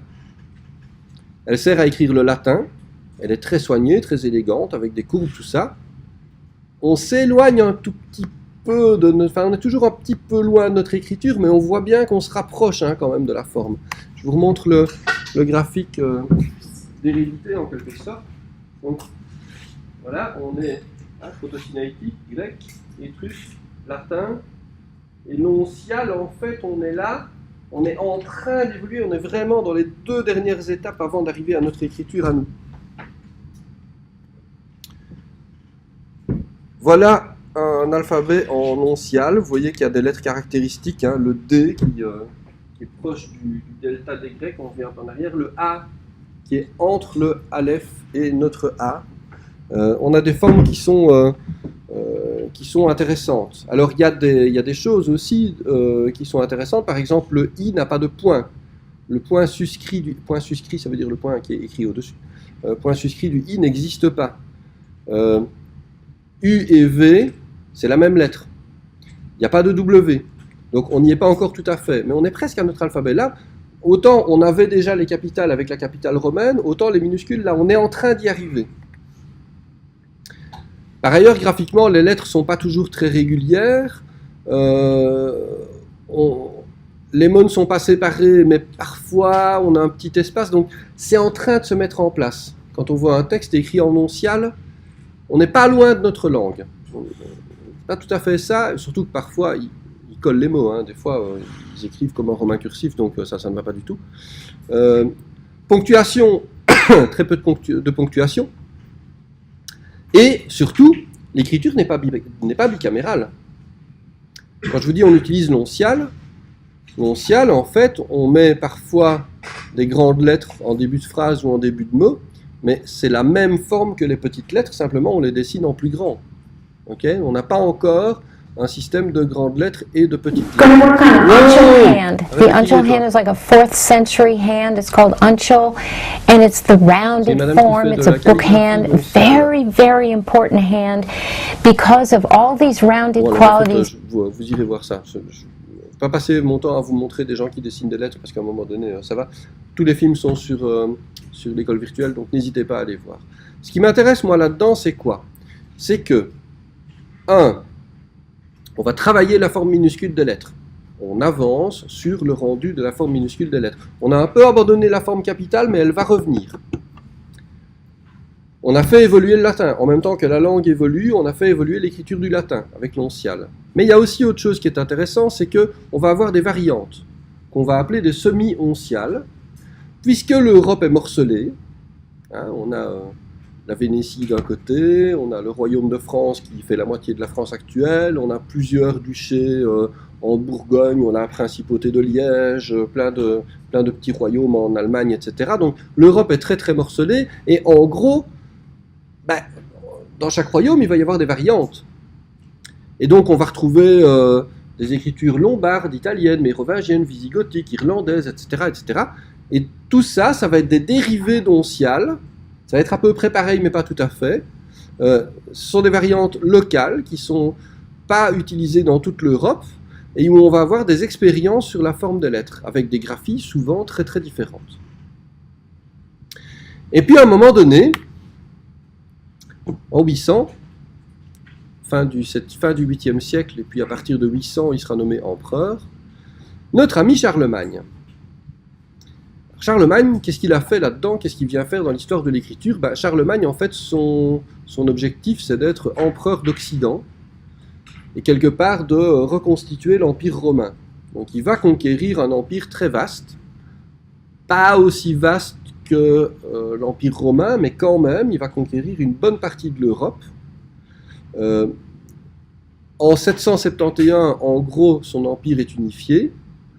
Et alors, il va se rendre compte très tôt de l'importance de la culture pour maintenir l'unité du royaume, enfin l'unité de l'empire même. Et donc lui, en fait, il va intervenir dans l'histoire de l'écriture parce que il va se rendre compte qu'il y a un besoin d'unifier, de codifier tout ça. Il va rencontrer, lors de ses voyages, un moine qui s'appelle Albin Alcuin, un moine très érudit, qui a lu des tonnes de bouquins, qui a été copiste, qui a des idées très affirmées sur l'éducation, etc. Et il va charger Alcuin de préparer une unification culturelle de l'Europe. Donc Alcuin, qu'est-ce qu'il va faire? Il va avant tout unifier la langue et le système d'écriture de la langue. Ça veut dire qu'il va créer un alphabet, en fait, et qu'il va créer des règles d'écriture de la langue, créer une grammaire. Et tout ça va passer par quoi? Va passer par une réforme du système scolaire. Charlemagne a inventé l'école. Foutaise, Charlemagne n'a pas inventé l'école. Charlemagne a réorganisé l'école au niveau européen. Ça veut dire qu'il a défini des niveaux d'enseignement, il a défini des critères pour passer d'une université à une autre. On n'en est même pas encore du tout à l'enseignement obligatoire. L'enseignement obligatoire, on n'y réfléchit même pas à l'époque. Il faut rigoler, c'est très décent. Mais il a organisé l'école en un système cohérent, et il l'a fait pourquoi? Tout simplement pour pouvoir proposer à son peuple d'avoir des bases de culture communes, pour favoriser l'unification politique. Et donc, ce qu'il va faire, notre ami Charlemagne, c'est publier une police qu'il va appeler, il était très modeste, il a appelé ça la Caroline. Caroline, Carolus Magnus, Charlemagne, voilà. La Caroline, qui est une minuscule, mais pas que, vous allez le voir, qui se veut homogène et régulière pour faire des textes qui sont esthétiquement jolis et sobres, mais surtout clairs et lisibles. La Caroline va établir des règles d'écriture qui n'existaient pas forcément auparavant. Par exemple, en écriture caroline, on sépare les mots au moyen d'une espace. En typographie, on dit une espace. Je vous expliquerai pourquoi plus tard. On va utiliser assez peu de ligatures, parce que les ligatures sont difficiles à comprendre pour le lecteur. Donc on va conserver certaines choses, notamment l'esperluette. Vous savez ce que c'est une esperluette? C'est un caractère en forme de boucle comme ça qui veut dire « et ». Les ligatures A, E, R, T, S, T, C, T, etc. On va avoir un certain nombre de caractéristiques qui vont renvoyer au papier quand même. Mais la Caroline va se vouloir un système d'écriture uniforme. Bon, attention, hein, il ne faut pas non plus crier au loup. La Caroline va encore présenter de nombreuses variations régionales. La forme onciale du A, donc avec la ligne en oblique et puis la petite boucle qui est derrière, on va encore l'utiliser beaucoup, on va encore la voir. Mais on va vers une uniformisation. Il y a des trucs aussi très intéressants. Par exemple, si on avait utilisé la Caroline plutôt que les écritures antiques comme les onciales et les semi-onciales, eh ben on ne boirait pas de la lef, on boirait de la laisse. Parce que l'abbaye de Lef, c'est l'abbaye qui est juste à côté de la laisse. Sauf que la laisse, quand on l'écrit en oncial, eh ben on obtient un truc un peu comme ça, parce que les S étaient des S longs. Et que ça ressemble furieusement à des F. Et qu'en plus, S, F, Lef, laisse, vous en buvez 15, et puis après on voit plus la différence. Hein. C'est ce que je veux dire. Donc à un moment donné, il y a une confusion entre les noms, et la bière de Lef qui est brassée à l'abbaye, enfin qui n'est plus brassée là, mais qui a été créée dans l'abbaye de Lef, ben, en fait c'est l'abbaye de la Lesse, la rivière la Lesse. C'est le même mot. Mais simplement, à cause de la graphie, à cause du fait que la transmission des informations n'est pas forcément optimale à l'époque, ben, les deux mots ont fini par diverger. Et donc aujourd'hui, on a la Lesse et l'abbaye de Lef. C'est un peu idiot, mais c'est comme ça. Ben ça, en fait, c'est le genre de truc que la Caroline peut empêcher parce que les formes sont rationalisées et sont uniformisées, et donc un S c'est petit, un F c'est long, et comme ça on ne confond plus. Alors on va avoir aussi le V et le U qui vont se séparer, et puis petit à petit le W va apparaître aussi. On va avoir dans le dessin des choses un petit peu étranges. On n'a pas d'empattement dans la minuscule Caroline, mais par exemple, enfin pas d'empattement. On a parfois des trucs qui ressemblent un petit peu à des empattements, hein, mais ce n'est pas tout à fait systématique. Par contre, remarquez les pleins et les déliés, on le voit très très bien dans le C ici. On voit immédiatement l'inclinaison de l'outil d'écriture, logiquement une plume ou un calame. Et alors intéressant aussi, vous voyez qu'on épaissit, on ne fait pas d'empattement, mais par contre on épaissit les extrémités des fûts. Ça c'est exprès. C'est pas un pâté à cause de la technique d'écriture, c'est vraiment on repasse pour épaissir. Alors la Caroline va être un outil extrêmement intéressant pour l'uniformisation de l'écriture, surtout qu'à un moment donné, la Caroline va utiliser un système qui est bicaméral.